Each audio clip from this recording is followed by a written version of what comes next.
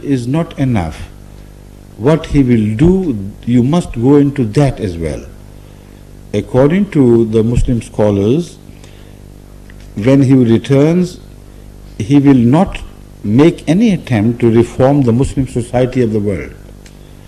Even he is accepted. Even if he is accepted, he would leave them alone and say, now I am turning, I am going to break all the crosses of the world because this is my task of the prime importance.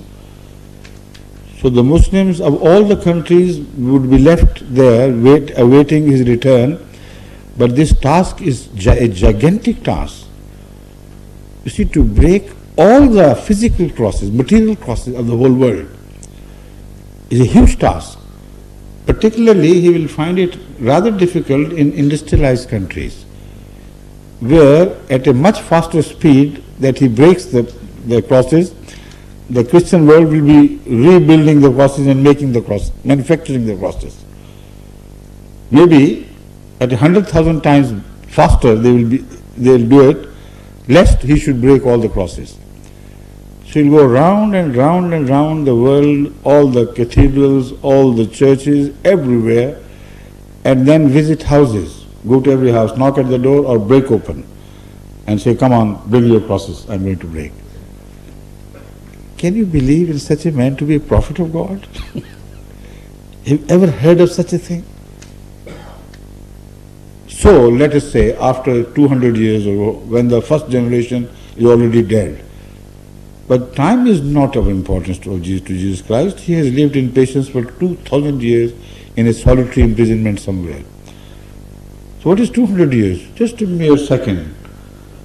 So he will return after finishing the task, let us say, and the Muslims would welcome him of that generation. Thank God you have returned. He said, no, not yet.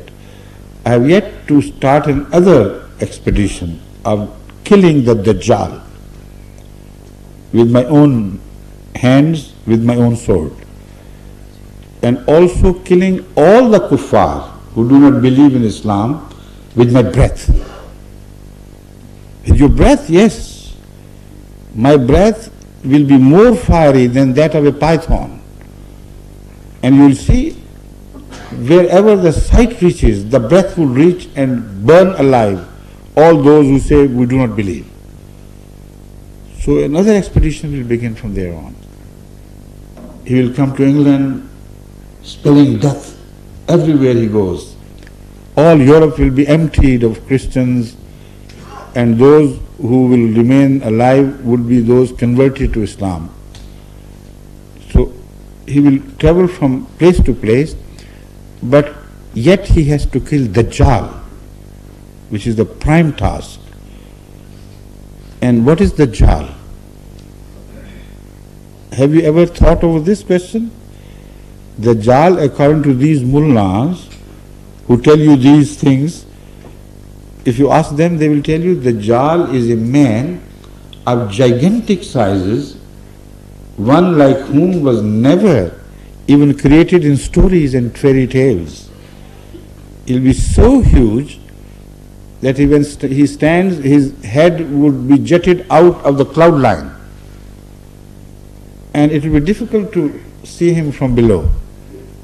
And he will have only one eye. That will be the left eye, which will be big and very powerful.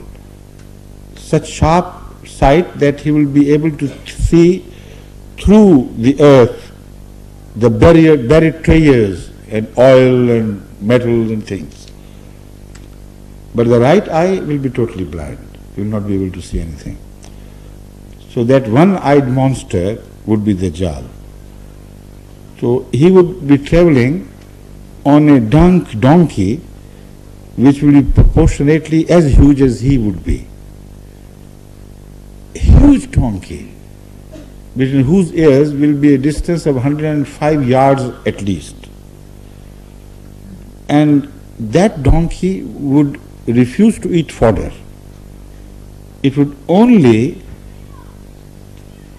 eat fire, directly fire, and consume huge amounts of fire. yet it will invite others to travel into his belly. The belly will be provided with openings on both sides. And here I am talking of a hadith. I am not making these stories myself. This is exactly how the ahadith go. It is exactly how the Muslim scholars of today understand this to be. So that donkey is not yet born, unfortunately. So whom will Jesus kill when he returns? And that Dajjal is not yet born, unfortunately for the Muslim world. Because unless he comes, Jesus would not return anyway. But according to their stories which they tell you, which were not originally stories, which were absolutely fantastic prophecies which came true, not literally but word for word. Whatever the meaning they contain, they were proved to be correct. They were the greatest prophecies ever made by any prophet of Allah.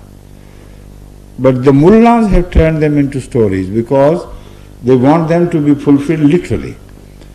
But anyway, according to their story, they will tell you that that donkey would be able to run very fast. It would be able to cover distances of months in hours.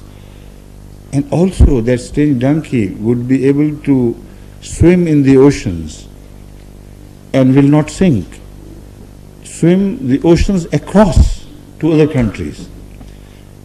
And from Dajjal, he would bring aid to those poor countries who believe in Dajjal, and food aid in particular.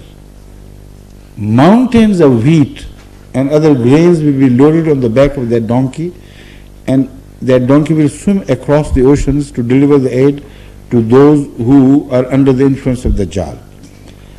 But it will not help those, even if they are dying at large scale, who deny Dajjal, who are not friendly to Dajjal. So that donkey even swells larger, because the size of donkey you read about cannot carry mountains of wheat, but when it goes to this water, enters the seas, suddenly it swells into a much bigger size, more like a huge ship. But that is not all. The donkey, according to the story, or according to me, when I explain it, according to the greatest of the predictions ever made by a prophet, would also be able to fly. Would fly such long distances as when it takes off from the east, it will land in the west. Because the hadith says his one foot will be in the east and the other will be in the west. Now this is an example. It doesn't mean that he would tear his body apart, because the donkey is too small to put his feet one in the east and the other in the west. It is, at least this should be taken metaphorically by everyone. This means he would fly. He would start from here and jump over across the oceans into the west. And he will carry passengers. They will be provided with comfortable seats.